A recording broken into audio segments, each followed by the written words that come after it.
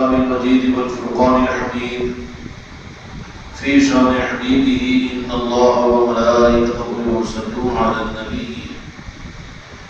يا أيها الذين آمنوا صلوا عليه وسلموا تسليما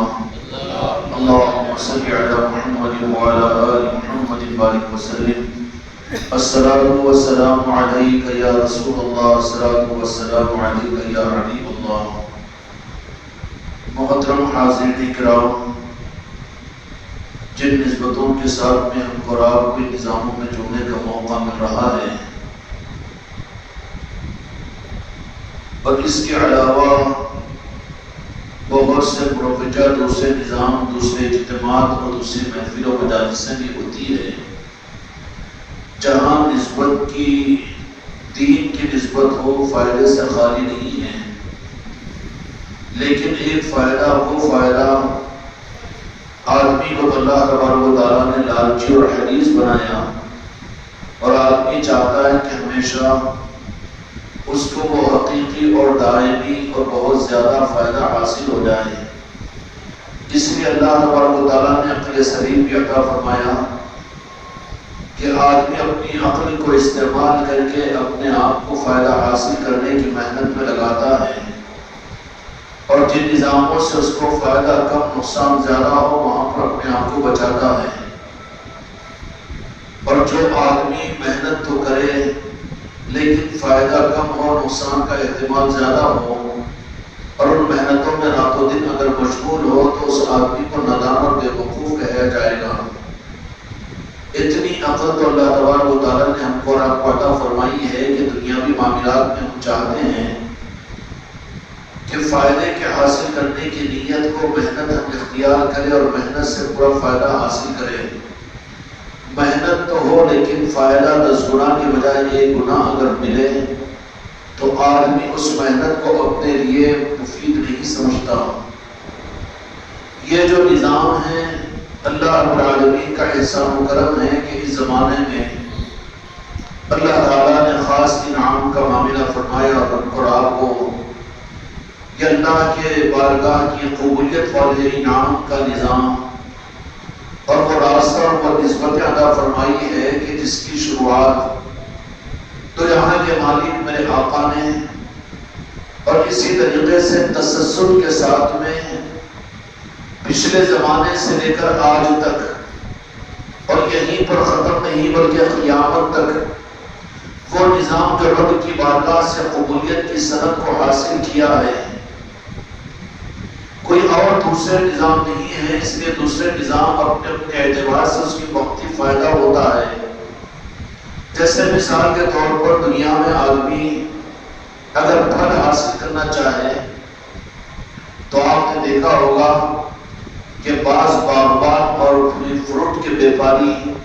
سیتاپھل کو لے کر آتے ہیں، آم کو لے کر آتے ہیں تو پتوں ڈالیوں کے ساتھ میں توڑ کر لے کر اس کی خوشنمائی بتاتے ہیں. محسوس یہ ہوتا ہے کہ وہ درخت کے پھل ہے، بڑے خوشنما معلوم ہوتے ہیں، لیکن چونکہ وہ پھلوں کی قیمت کو ادا کر دیا جائے گا تو پھانٹی کو توڑ کر پھینک دیا جائے گا. پھانٹی کی کوئی قیمت نہیں ہوتی، وہ تو صرف خوشنمائی کے لیے تھی، وہ پھل کے ساتھ میں نہیں رہے گی، استعمال نہیں کی جائے گی. یا پھر اسی طریقے سے کسی آدمی نے یہ سوچ لیا کہ بہترین قسم کا پھل کا درخت دیکھ لیا اور اس کی شاخیں اور پھل کے ساتھ میں توڑ کر لے کر آ کر اپنے گھر میں لگا لیا. وقتی طور پر خوش ہو رہا ہے کہ میرے گھر میں بھی پھلدار درخت ہے، لیکن یہ عقل مندی کا تقاضا نہیں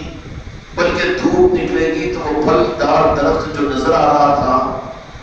وہ دھوپ کی تمازت کو برداشت نہیں کر کے پتے بھی سکڑ جائیں گے، پھل بھی گر جائیں گے، پھول بھی مرجھا جائیں گے. ہوگا کہ نہیں ہوگا؟ بالمقابل عقل مندی کا تقاضا یہ ہوگا، عقل مند لوگ یہ کہیں گے کہ اگر تم اپنے گھر میں درخت کو چاہتے ہو تو وقتی اعتبار سے تم کو درخت پر پھول نظر نہ آئے، پھل نظر نہ آئے، لیکن جڑ لگاؤ. اس کی جڑ اگر لگاؤ تو جڑ لگ جائے گی تو اپنے وقت پر جو پھل آئیں گے، جو پھول آئیں گے وہ دائمی ہوں گے اور اصلی ہوں گے. بالمقابل کوئی آدمی کہے کہ وہ لمبی محنت ہے، وہ جڑ تو ہم کو نظر نہیں آتی اور جڑ والا کانسیپٹ اور جڑ والی بات تو محسوس ہوتا ہے کہ گھمانے اور پھرانے کی بات ہے۔ ہم تو یوز اور تھرو کے زمانے کے ہیں کہ فوراً اس کا بدلہ ہم چاہ لیتے ہیں، اور ہم کو نظر آ جائے ہماری دل کو لبھا دے تو عقل مند آدمی آپ کے اس کو یہ سمجھائیں گے کہ تمہاری تو نادانی ہے، یہ پھل والی شاخ جو جڑ کے بغیر ہے، سمجھ میں آنے بات، جڑ کے بغیر ہے، وقتی طور پر تمہارے اوپر یہ دھوکے میں تم کو ڈالے گی کہ یہاں یہ پھلدار درخت ہے، لیکن ایک وقت گزرنے کے بعد میں تمہاری خوشی غم میں بدل جائے گی، تمہاری امیدیں ناامیدی میں بدل جائے گی، تمہاری خوشیاں یاس اور یاس میں بدل جائے گی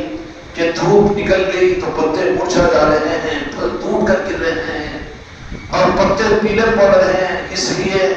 عقل مند سے کسی نے پوچھا کہ میں نے تو اس شاخ کو خرید کر بہت اس بات پر بھٹک رہا تھا، بہت زیادہ فخر محسوس کر رہا تھا کہ نادان ہیں وہ لوگ جو جام کے درخت کو لا کر بیج کو لگائے، نہ پھول ہے نہ پھل ہے، لیکن ایک شاخ کو لے کر آ کر لگا کر خوش ہو رہے ہیں یہ، اور وہ ہے کہ جڑ کو لا کر لگا رہے ہیں۔ اب ہم کو بتاؤ کہ پھول کہاں ہیں جام کے اور وہ پھل کہاں ہیں جام کے؟ تم تو کہہ رہے ہو کہ جام کا درخت ہو، تو پھر عقل مند آدمی کیا کہے گا کہ مذاق اڑانا تو اڑا لو، لیکن انتظار کرو اپنے وقت کا کہ یہ جڑ ہے، جڑ لگ گئی ہے تو ایک وقت پر پھول بھی آئیں گے اور پھل بھی ملے گا، اور ایسا ملے گا کہ کبھی تم کو نا امید ہونا نہیں پڑے گا۔ ہوگا کہ نہیں ہوگا؟ کوئی پھانٹی لا کر لگا دیا، وقتی طور پر خوش ہو جائے گا۔ ایسے ہی اور دینی نظام بھی ہے، اس کا انکار نہیں، مفید بھی ہے، لیکن سوال یہ ہے کہ واقعیتاً ان نظاموں کی جڑ کے ساتھ والا نظام ہے یا ادھر بیل ہے کہ کچھ 100 سال پہلے کوئی نظام بنا، کوئی 150 سال پہلے جماعت بنی، یا کوئی 200 سال پہلے کا کوئی نظام ہے۔ بالمقابل میں ایک وہ ہوگا جو جڑ کے جس کا تعلق ہوگا، جس کا تعلق عین قرآن سے ہوگا، جس کا تعلق عرش الہی سے ہوگا، اور جس کا تعلق مدینہ منورہ سے ہوگا، جس کا تعلق گنبد خضرا سے ہوگا، اور یہ سلسلہ چلتے ہوئے منجلک پاک کے ذریعے سے ہوتا ہوا تعاون اور تبع تعاون اور اولیاء سے ہوتا ہوا قیامت تک چلے گا۔ تو عقل مندی کا تقاضا جڑ والا درخت لینا ہے یا صرف تنے کے پھول اور پھل کو دیکھ کر خوش ہونا ہے؟ وقتی طور پر بہت زیادہ خوشیاں محسوس ہو جائے گی، یہ کیا ہے مجلسیں، اور یہ کیا ہے روزانہ کی خانقاہوں کو جانا، اور یہ کیا ہے پیری مریدی کا نظام، اور کیا ہے اولیاء کی نسبتوں کی محفلیں۔ وہ نادان ہیں بیچارے جو اس جڑ سے کٹی ہوئی شاخ کو لے کر آ کر یہ سمجھ رہے ہیں کہ یہی اصل درخت ہے۔ تھوڑی سی دھوپ نکل جائے گی، اس کی حقیقت ان پر کھل جائے گی اور ان کا دھوکہ ان کے اوپر آشکارا ہو جائے گا کہ ارے بڑے نادان رہے ہم تو، کہ جس کو ہم درخت سمجھ رہے تھے، جس کو پھل والا درخت سمجھ رہے تھے، یہ پھل والا درخت ہماری نظروں کے سامنے سوکھ رہا ہے، پتے پیلے پڑ رہے ہیں، درخت کے پھل چڑھ رہے ہیں۔ اب عقل مند سے پوچھو، تم یہی مشورہ دے گا کہ تم نے دھوکہ کھایا، اس لیے کہ وہ شاخ تھی، وہ جڑ والا درخت نہیں تھا۔ اس لیے اللہ تبارک و تعالیٰ نے قرآن مجید کے اندر بھی اپنے ایمان والے بندوں کو اس بات کا حکم دیا، یا ایھا الذین آمنوا اتقوا اللہ وابتغوا الیہ الوسیلہ۔ وسیلے والے یعنی جڑ والے نظام کو دیکھنے والے بنو۔ وقتی طور پر اجتماع، وقتی طور پر دینی مجالس، وقتی طور پر مسلک و جماعت، قیامت تک ابھی تک بہت آئے اور قیامت تک بہت آئیں گے۔ وہ شاخ ہے اور وہ ادھر بیل ہے، لیکن جڑ والا جو نظام ہے، جو قرآن و حدیث کے مطابق میں جڑ والا نظام ہے، جو شروع سے تھا اور آخر تک رہے گا۔ سمجھ میں آئی بات؟ شروع سے تھا۔ اب آپ یہ کہیں گے بعض دھوکہ دینے والے، بہت مکار جو لوگ رہتے ہیں، وہ کہتے ہیں یہ پیری مریدی، یہ خانقاہوں کا نظام، اور یہ نعتیں منقبتیں اور یہ اولیاء کی نسبتوں کی محفلیں، یہ میلاد کے مہینے کا اہتمام یا محرم کا اہتمام یا اہل بیت کی یاد کی نسبت کی مجلسیں، نہیں، یہ کب سے نظام؟ یہ تو اولیاء سے غوث و خواجہ سے ہے،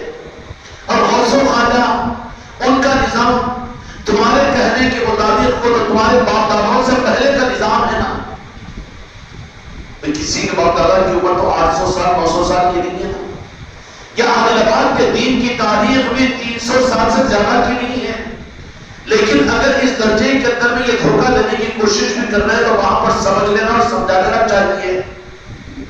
کہ ہمارے اپنے اہل آباد کے اور ہمارے اپنے دینی نظاموں کے بھی مقابل میں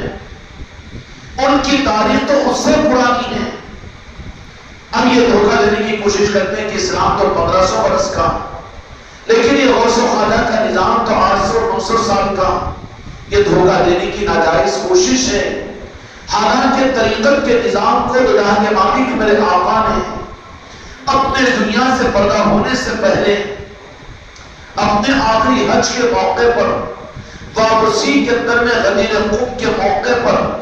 مولا علی علیہ السلام کو امت کے سامنے پیش فرما دیا اور کہا کہ یہ ہے پھلدار درخت، مفہوم عرض کر رہا ہوں، اور یہ ہے جڑ والا درخت. اور فرما دیا آپ کے ارشاد کے مطابق میں جو مجھ سے محبت کرتا ہے اور جو مجھ کو اپنا مولا مانتا ہے اس کو چاہیے کہ علی کو اپنا مولا مانے. امت کے سامنے قیامت تک رہنے والے پھلدار درخت جو آل علی اور آل علی کی صورت میں اولیاء کا نظام قیامت تک چلے گا، وہ کوئی جماعت اور مسلک نہیں تھا جو 100-200 سال کے اندر میں الٹ اور پلٹ اور ختم ہو جائے اور پھر یہ چھاؤدار درخت کو دیکھ کر چھاؤں میں جا کر کھڑے. لیکن وہ درخت خود سوکھ کر پتے جھڑ جائے اور پھل جڑ جائے. اب دیکھ رہا تھا کہ یہ میں تو چھاؤں کے اس درخت کے نیچے آیا، لیکن تیری غلطی تھی کہ تو نے اس درخت کے بارے میں دھوکہ کھایا اور صحیح تحقیق نہیں کیا. تیرا بھولا پن یہ تھا کہ ہرے پتے اور پھلوں کو دیکھ کر یہ سمجھ لیا کہ میں دھوپ سے اس درخت سے بچ جاؤں گا، لیکن تو نے تحقیق کرنے کی کوشش نہیں کی کہ یہ درخت نہیں ہے، وقتی طور پر سایہ ضرور ہے لیکن اس کی نسبت زمین اور جڑ سے نہیں ہے. وہ دھوپ کو برداشت نہیں کرے گا تو دھوپ تو سے تم کو کیا بچائے گا. اب معاملہ مچا رہا ہے، معاملہ مچا رہا ہے. ہاں تو میں تو دھوپ کی گرمی میں آ گیا، دھوپ میں آ گیا، میں تو سمجھا تھا کہ یہ درخت تو سایہ دار درخت ہے اور اس کے نیچے تو سکون حاصل کروں گا. لیکن نادانی کیا ہوئی کہ درخت کے حاصل کرنے والے ذرا یہ سوچ کہ وہ کہیں دھوکہ کھانے کے اندر میں شاخ اور پھانٹی تو نہیں ہے. یا پھر آج کل کے اندر میں آپ حضرات دیکھتے بھی ہوں گے کہ بڑے بڑے ریسٹورینٹ ہوٹلوں کے اندر میں یا شادی خانوں میں اگر آپ جاتے ہوں گے تو جہاں سے داخل ہوتے ہیں وہاں پر آپ کو مصنوعی آرٹیفیشل ایسے درخت کہ دیکھتے ہی آپ کا دل اٹک جائے گا، دیکھتے ہی ایسا محسوس ہوگا کہ آپ توڑ کر کھا لیں. کھانے کے قابل ہوتے ہیں، دیکھنے کے قابل ہوتے ہیں. اسی طریقے وضع دین بن کر دنیا میں قیامت تک آتے رہیں گے. لیکن تحقیق امت کے لیے ضروری ہے کہ یہ دیکھا جائے کہ وہ آرٹیفیشل ہے یا لوگوں کے بنائے ہوئے ہیں یا لوگوں کے ذہن اور نظریات سے مسلک و جماعت ہے یا بالمقابل اس کے کہ اس کی جڑیں تو جہاں کے مالک میرے آقا کی محبت اور عشق سے مدینے سے جڑی ہوئی ہے کہ نہیں، مسجد الطاف سے جڑی ہوئی ہے کہ نہیں، آل علی اور آل علی سے جڑی ہوئی ہے کہ نہیں ہے. سمجھ میں آئے گا کہ نہیں آئے گا. آرٹیفیشل جو درختوں کو بنا کر کھڑے کر دیا گیا دیکھنے میں تو ایسے لگیں گے کہ آدمی اصلی درختوں کو دیکھ کر اس کا دل اس کے بالمقابل ان درختوں کے اوپر آ جائے گا، فرفتہ ہو جائے گا. لیکن دھوکہ ہوگا کہ نہیں ہوگا، دھوکہ ہوگا کہ نہیں ہوگا. 1500 سال تاریخ کے اندر میں کتنے آرٹیفیشل ایسے درختوں کو اسلام کے دشمنوں نے امت کو عطا کیا اور دیا کہ یہ ہے دین کا نظام، یہ ہے دین کی جماعت اور یہ ہے دین کا مسلک اور یہ ہے دین کی تبلیغ و ترویج. لیکن ایک وقت گزر گیا تو درخت وہ جل کر راکھ ہو گیا کہ وہ دوسروں کو چھو کیا لے بلکہ خود دھوپ میں سوکھا ہو گیا. بالمقابل اس کے ایک طرف جو جہاں کے مالک میرے آقا نے لگایا وہ علی اور آل علی اور آل علی کی صورت میں لگایا اور یہ گارنٹی دی اللہ تبارک و تعالیٰ نے کہ یہ درخت وہ درخت ہے جو قیامت تک رہے گا اور چھاؤں اصل امت اور انسانیت کو اس درخت سے ملے گی اور اصل پھل اور فروٹس اگر ملیں گے. اوریجنل درخت یہ ہے جو جڑ سے جڑا ہوا ہے، جو مسجد الطاف سے جڑا ہوا نہ ہو، جو اولیاء سے جڑا ہوا نہ ہو اور اولیاء کی نسبتوں کے بغیر ہو، وہ آرٹیفیشل درخت ہوگا یا زیادہ سے زیادہ وقتی طور پر ایک ڈالی ہوگی یا شاخ ہوگی جو لوگوں کو دھوکہ کھانے کا ذریعہ بنے گی؟ بالمقابل اس کے کہ ایک درخت وہ ہوتا ہے کہ جس کی جڑ نظر نہیں آتی، محنتیں نظر آتی ہے. آپ کہیں کہ ارے وہ درخت کے اوپر تو پھل بھی نظر آ رہے ہیں، پتے بھی نظر آ رہے ہیں، تو آپ کہیں گے کہ ذرا انتظار کرنا پڑتا ہے، انتظار کرنا پڑتا ہے. کب تک انتظار نہیں، انتظار کرو، پھر پھل ملنا شروع ہوں گے. تو وہ پھل صرف تم کو نہیں ملیں گے بلکہ تمہاری نسلوں کو وہ پھل ملتے رہیں گے. جو جڑ لگائی جائے اس کے پھل تو نسلوں تو چلیں گے نا. اسی طریقے سے تو جہاں کے مالک میرے آقا نے مختصر اشارے کے درجے میں کہ قرآن حدیث کی روشنی کے اندر میں وہ پھلدار درخت، وہ پھلدار اسلام کا نظام جو عطا کیا ہے امت اور انسانیت کو، وہ آل علی اور آل علی کا نظام ہے جو شروع سے ہے اور قیامت تک رہے گا. اس لیے کہنے والے کہتے ہیں کہ یہ بھی تو خانقاہ ہیں، یہ بھی تو پیری مریدی، یہ بھی تو غوث و خواجہ سے، لیکن آپ جن کے نسبت پر اور جس دادا جان کی نسبت کی مجلس پر ہمارا یہاں جمع ہوئے ہیں، دادا گج بخش علیہ جویری رحمت اللہ علیہ، یہ حضور پیران پیر غوث اعظم و خواجہ قاجگان سے زمانے کے اعتبار سے پہلے دنیا میں آئے. 1000 برس سے زیادہ ہو گئے آپ کو دنیا میں تشریف لا کر. اب یہ دھوکہ دینے کی کوشش کرتے ہیں کہ تو پیری مریدی کا نظام تو 800-900 سال سے چل رہا ہے. نہیں، بلکہ یہ وہ ہے کہ جس کی جڑ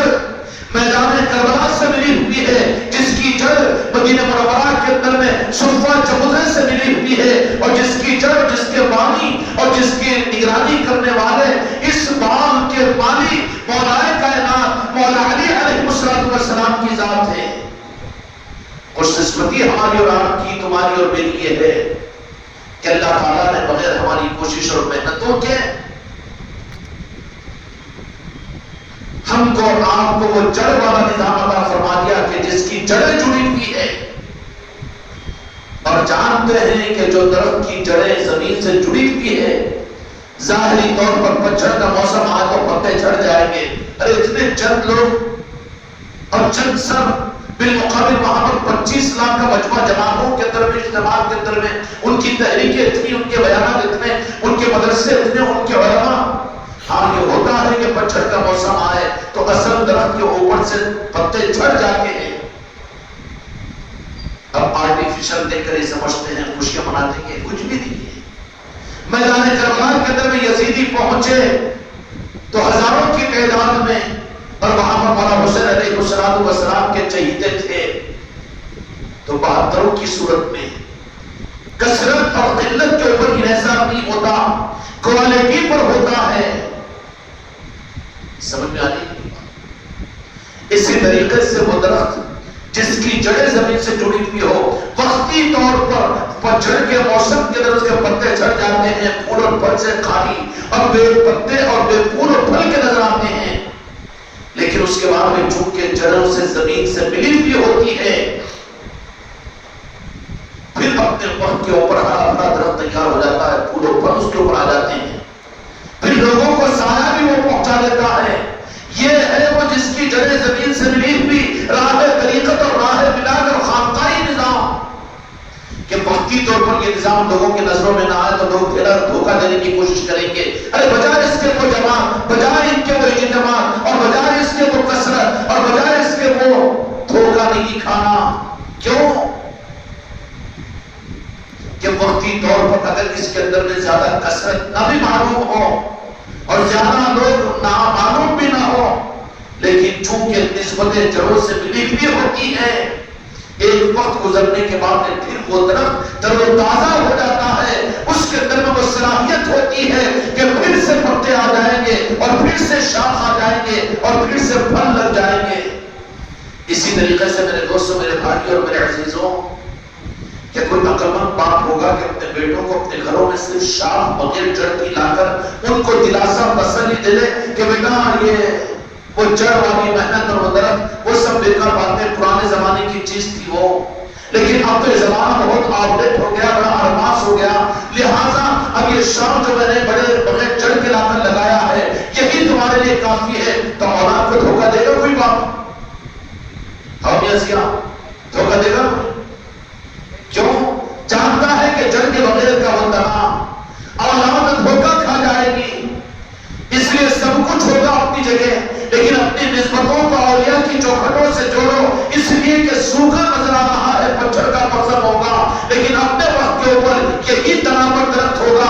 تمہاری نسلوں کو بازیاب کرے گا، تمہاری نسلوں کو نوازے گا۔ چکروں میں نہیں آنا، دھوکے میں نہیں آنا، اپنی نسبتوں کو مضبوط کرو، جڑ والے درخت کے ساتھ اپنی نسبتوں کو قائم کرو۔ حضرت علی بخش علی جوری رحمۃ اللہ علیہ حضور پیرانے پیر غوث العظم دستگیر رحمۃ الرضوان قادر قادیان سے 400-300 برس پہلے دنیا میں تشریف لائے، اور آپ سے پہلے آپ کا سلسلہ نسب جو ہے حسنی اور حسینی ہے، لیکن آپ کا راہ طریقت میں جیسا کہ میں نے عرض کیا کہ دین کے اس چمن کے مالی دو جہاں کے مالک میرے آقا نے مولا کائنات کو بنایا ہے کہ اب دین لہلاتا رہے گا دنیا میں علی کی نگرانی میں، اور وہ کام لیتے رہیں گے اپنے اولیاء اور اپنے بچوں کے ذریعے سے۔ اور خدا کی قسم 1500 سالہ تاریخ اس بات پر شاہد ہے کہ دین باقی ہے تو خدا کی قسم یہ اولیاء اور راہ طریقت کا صدقہ ہے، ورنہ دین باقی نہیں رہتا۔ اگر یہ چیز نہیں ہوتی تو میدان کربلا میں امام حسین علیہ السلام اگر اپنے اس دین کے بچانے کے لیے اپنے شہیدوں کی شہادتوں کو قبول نہیں کرتے تو پھر کربلا کے وقت میں دین ختم ہو چکا ہوتا تھا۔ یزید کیا جرم کر رہا تھا؟ وہ تو جڑوں کو کاٹنے کی تیاری کیا تھا، لیکن امام حسین علیہ السلام نے وہاں اپنے سروں کو دے کر جڑوں کو بچا لیا، جڑوں کو بچا لیا، تنوں کو دے دیا اوپر کا اوپر، لیکن جڑوں کو بچا لیا۔ اور وہ جڑ والا نظام جو اللہ تبارک و تعالیٰ کا منصوبہ ہے کہ قیامت تک انسانیت کو جو اصل دین ملے گا یہ جڑ والے نظام کا ہوگا، اور جس کے مالی جو ہوں گے وہ مولا علی کی ذات ہوں گے۔ اور وہ ایسے مالی ہیں کہ اپنے باغیچوں کی آبیاری پر کسی دوسرے پر بھروسہ نہیں کرتے۔ کھیتی کرنے والے جانتے ہوں گے نا کہ کھیتی کرنے والا، زراعت کرنے والا ضرورت پڑتی ہے تو لیبر اور مزدوروں کو بلاتا ہے، مگر اپنی کھیتی کو کل اس کے حوالے نہیں کر دیتا، اپنی نگرانی میں کام لیتا ہے، اس کا معاوضہ دیتا ہے، رخصت کر دیتا ہے۔ ہوتا ہے کہ نہیں ہوتا؟ اور ایسے ہی کوئی ملازم رکھتا ہے، نوکر رکھتا ہے کھیتی کے اور باغیچے کے لیے، تو اس کے حوالے نہیں کر دیتا بلکہ پوری اس کی نگرانی کرتا ہے اور خود اس کی نگہداشت کرتا ہے، اور وہ نوکروں کے حوالے نہیں کر دیتا۔ کھیتی کرنے والے خوب جانتے ہیں۔ اسی طریقے سے مولا علی علیہ السلام چونکہ دو جہاں کے مالک میرے آقا نے اپنے دین اور اپنے شریعت کے اس گلشن کی مالک ہونے کی حیثیت اور دو جہاں کے مالک اختیارات، اور میرے آقا نے جو کچھ بھی اختیارات اور جاگیر عطا فرمائی وہ اہل بیت اور مولا علی کو عطا فرمایا۔ اور مولا علی علیہ السلام اپنی آل سے اور اپنے اولیاء سے، اپنے بچوں سے اس بغیچہ محمدی کی اور شریعت مصطفی کی باغبانی کے لیے وقتی طور پر ضرورت پڑے گی علماء کو بلائیں گے، وقتی ضرورت پڑے گی کتاب لکھنے والوں کو بلائیں گے، وقتی ضرورت پڑے گی تقریر کرنے والوں کو بلائیں گے، خدمت کے لیے لوگوں کو بلایا جائے گا، معاوضہ دے دیا جائے گا، لیکن وارث نہیں بنایا جائے گا، اس لیے کہ اس کی وراثت تو صرف آل کو اہل بیت کو ملے گی، اولیاء کو ملے گی۔ مالک ہوتے ہیں یہ دین کے، اور دین اور علی ان کے ذریعے سے دنیا کے اندر میں چلاتے ہیں۔ اور یقینی بات ہے کہ نوکر نوکر اور ملازم ملازم ہوتا ہے، اور وارث وارث ہوتا ہے، اور وارث وہ ہوتا ہے کہ جو اپنی چیز کا نقصان اپنا نقصان سمجھے گا، نقصان برداشت نہیں کرے گا۔ اس لیے دین کو بیچ کر کھانا اہل بیت کی تاریخ نہیں ہے، اور یہ اکرام دین کو بیچنے والے نہیں ہوتے بلکہ دین کے لیے اپنی جانوں کو قربان کرنے والے ہوتے ہیں۔ ان کی تاریخ نہیں ہے، دین کے نام پر اپنی دنیا بنانے والے نہیں ہوتے بلکہ دین کے لیے اپنی زندگیوں کو، اپنی اولاد کو، اپنی دنیا کو قربان کرنے والے ہوتے ہیں۔ دین کے نام پر دنیا لینے والے نہیں ہوتے، دین کے نام پر جنتیں لینے والے نہیں ہوتے، دین کے نام پر اپنے گھر بھرنے والے نہیں ہوتے بلکہ دین کے نام پر تو یہ اپنا سب کچھ قربان کرنے والے، یہ اصل سچے وارثین کی پہچان ہے۔ حضور تعالیٰ کا شہادت اور رضوان سلسلے کے اعتبار سے اور اس دنیا میں ظاہر ہونے کے اعتبار سے غوث و خواجہ سے 300-400 برس پہلے دنیا میں تشریف لائے۔ حسنی اور حسنی سادات تھے، اور آپ سلسلے طریقت کے اندر میں آپ کا سلسلہ، اب کوئی کہے کہ ہم کو سلسلوں کی کیا ضرورت ہے، یہ قادری سلسلہ، یہ چشتی سلسلہ، یہ صابری سلسلہ، تو یہ تو 700 سال سے شروع ہوا ہے، نہیں، بلکہ یہ وہ جڑ ہے جو کسی زمانے میں چھپی بھی رہتی ہے، اور اگر دیکھنا ہو تو اس کی پہچان یہ ہوتی ہے کہ اس کے اوپر پھل اور پتے برابر اس درخت کے اوپر ہے، تو یہ اس بات کی علامت ہے کہ اس کی جڑ زندہ ہے۔ اور درخت کے پتے اور پھول اگر مرجھا جائے، ختم ہو جائے، سوکھ جائے، تو سمجھ میں آتا ہے کہ اوپر کا سوکھنا جڑ کے سوکھنے کی علامت ہے۔ یہ جڑ کبھی سوکھے گی نہیں، بلکہ وقتی طور پر پتے پتجھڑ میں جھڑ جاتے ہیں، اور وقتی طور پر وہ درختوں پر پتے نظر نہیں آتے، لیکن پھر وہ جڑ اس درخت کو پھر زندہ کرنے کی طاقت اپنے اندر میں رکھتی ہے۔ ہوتا ہے کہ نہیں ہوتا؟ اسی طریقے سے حضور دعوت اکبر شہبت علی زمان 1000 برس پہلے اس دنیا کے درمیان تشریف لائے، اور دو جہاں کے مالک میرے آقا کی ولادت مصطفیٰ اس سال جو آپ کے ہم کو رسالت مل رہی ہے کہ ربیع الاول کا جشن منانے کے لیے تیاریاں کر رہے ہیں، خوش قسمتی سے یہ سعادت یہ کہ 1500 سالہ تکمیل ہے میرے مصطفیٰ کی اس دنیا میں ظاہری طور پر آنے کی، اس کے جشن کی سعادت ہم کو آپ کو مل رہی ہے۔ اللہ تبارک و تعالیٰ ہم کو آپ کو خوش نصیبوں میں شامل فرمائے کہ ابھی سے جشن میلاد مصطفیٰ کی تیاری کرے، اور ابھی سے عزم و ارادے کرے کہ روزانہ جو محفلیں ہوں گی پوری عظمت اور احترام کے ساتھ میں، عصر کی نماز کے بعد اپنے گھروں میں درود پاک کا دستر، صلاۃ السلام کے بعد مغرب سے پہلے یہاں پر خانقاہ میں پہنچنا، مغرب سے عشاء تک خانقاہ کی محفلوں میں تو یہاں کے مالک میرے آقا ہمارے سانسوں کے مالک کے تذکروں کے لیے دنیا کو لات ماریں گے، مصروفیت کو چھوڑ دیں گے، بیوی بچوں کی مصروفیتوں کو کہیں گے کہ عصر کے بعد میں ربیع الاول کے اندر میں تمہارے نہیں، ایک مہینے کے لیے ہم تمہارے لیے تمہارا ساتھ دینے کو عصر کے بعد سے تیار نہیں، بلکہ ہم تو اپنے مصطفیٰ کے ساتھ میں ہیں، ان کے تذکروں کے ساتھ میں، نوکری لات مار دی جائے گی، دکان چھوڑ دیا جائے گا، ذمہ داریوں کو آگے پیچھے کر دیا جائے گا، لیکن عاشقی کا راستہ اور عاشقی کا اپنی پہچان یہ ہے کہ ہم اور آپ اس میلاد کی محفلوں کے لیے، ارے بابا بیمار ہو تو کاروبار کرے گا، طبیعتیں خراب ہو جائے تو نوکری کو جائے گا، رمضان کے درمیان کتنے روزے دار ہیں جو رمضان کا اہتمام کر لیتے ہیں، یہ کوئی عذر ہے نہیں، ابھی سے تیاری کر لو کہ 12 دن تو ربیع الاول کے ہم کو رات کو مغرب سے عشاء تک کا وقت ہم کو تو بال اہتمام بغیر کسی ترغیب کے، بغیر کسی میسج کے، ہم کو تو پابندی اور اہتمام کے ساتھ یہاں پر نوکر ہے، اپنے مالکوں سے کہہ دو، دکان ہے تو نظام بنا دو، تمہاری دکان پہ عنوان بنے کہ دکان کیوں بند ہے،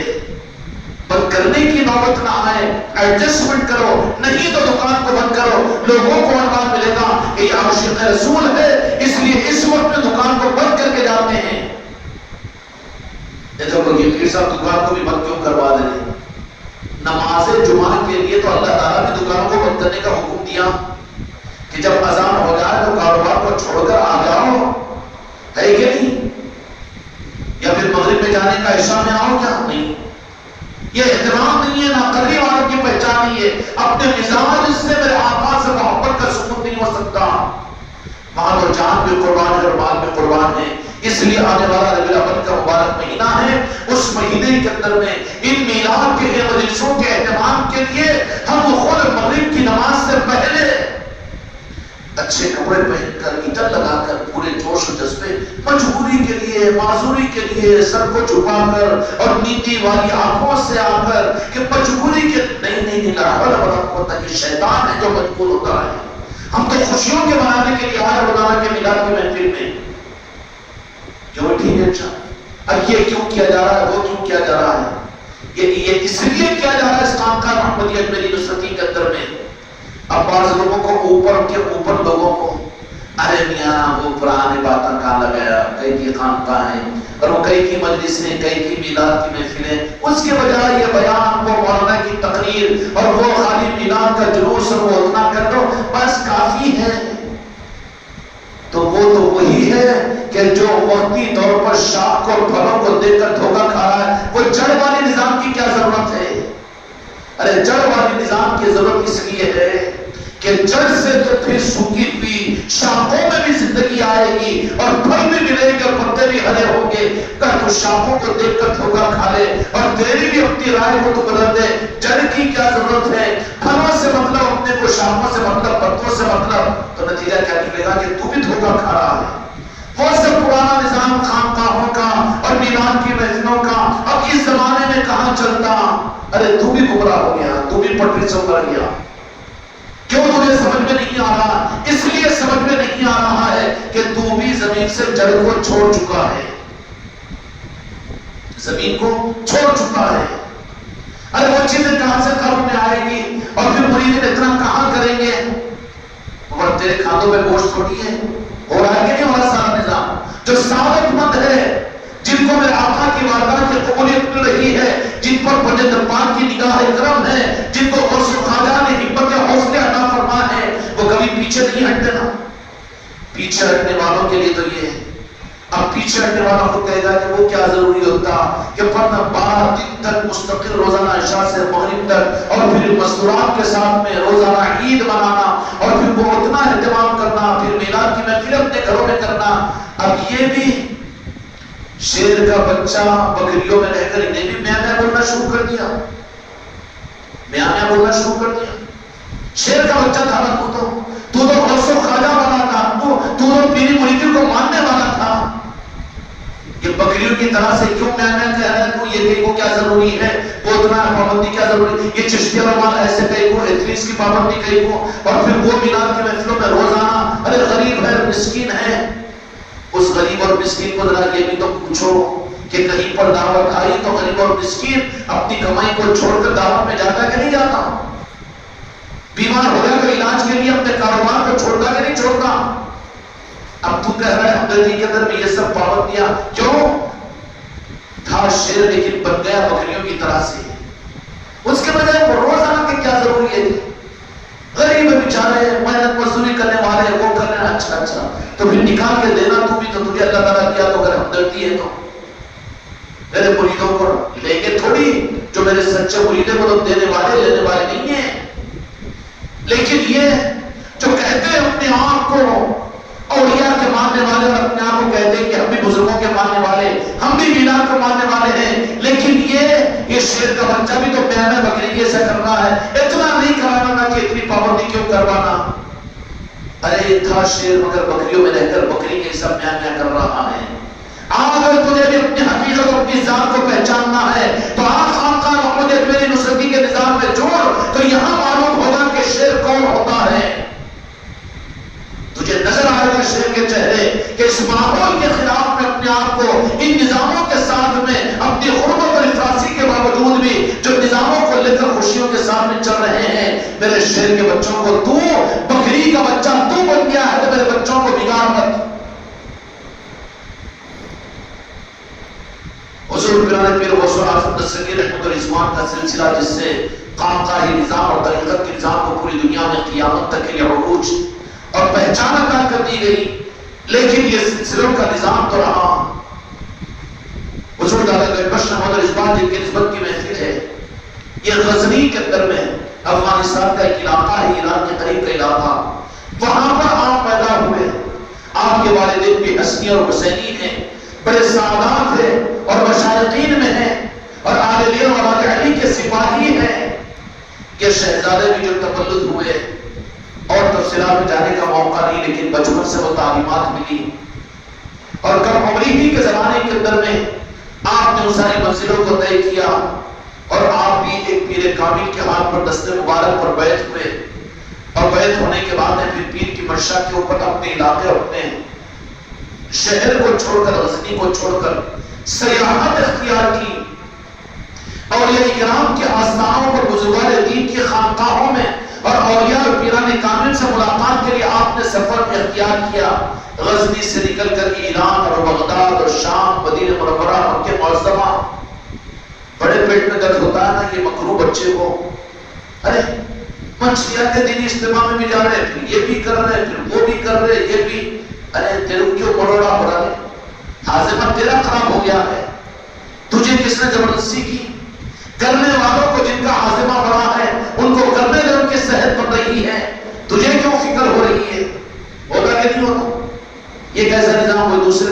پاس ملتا نہیں ہوتا، خالی وہاں پر مٹھائی لاؤ، فاتحہ دلا دو، کھا لو پی لو اور پھر بجائے یہاں پر تو قربانیاں، یہاں پر تو کرنا، گھروں پر بھی کرنا، خانقاہوں میں بھی کرنا، بہت بڑا ہوتا بیچاروں کو. یہ کون ہے؟ ہوں گے شیر لیکن بکریوں میں پل کر میاں کرنے والے بن گئے. اور بہت تو قابل رحم تھے بیچارے جو اس کو قبول ہی نہیں کرتے. لیکن تو نے اپنے آپ کو کسی کا مرید مانا اور تو بھی غوث و خواجہ کو ماننے والا اور تو بھی پتہ پاک سے محبت کرنے والا، لیکن تیری زبان سے یہ بات انہیں ذرا زیادہ سختی کی بات ہے.